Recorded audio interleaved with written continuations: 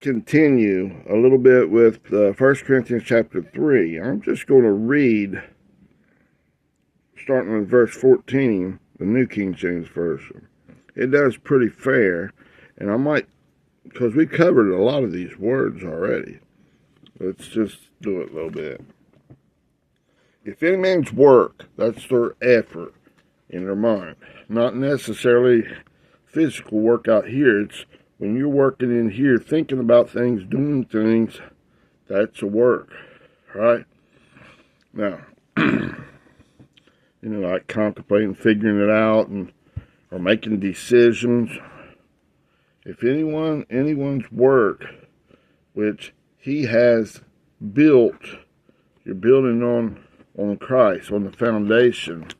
Okay, you got this here. Okay, if you build God, agree with God, and it's built, the efforts in your mind is coming towards Christ, it'll stand. But if you're building on this good and evil stuff over here, God's fire will burn it up. His purification, He's purifying your mind. Not literally putting a lighter under your butt or a torch burn your butt. No.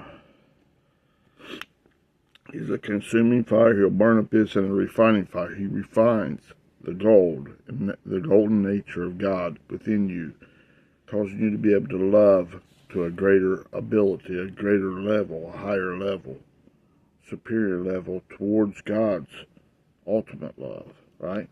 Now, if any man's work which he has built on it, on the Christ, the foundation, endures, he will receive a reward. The reward is God has given the increase. You agree with God, bow the knee to this. This is burned up. Rocket fuel, remember? Coming up to God's way. I'm coming on up, right?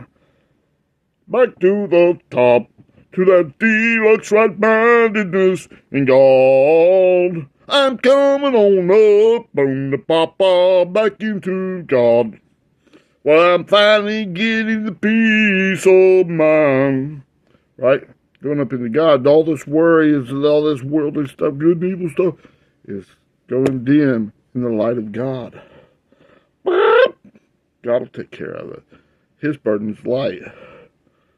All this burden of this humanistic thing, saying this double-minded stuff, good and evil, is very difficult. So let's read it real quick. If any man's work which he has built on it endures, he will receive a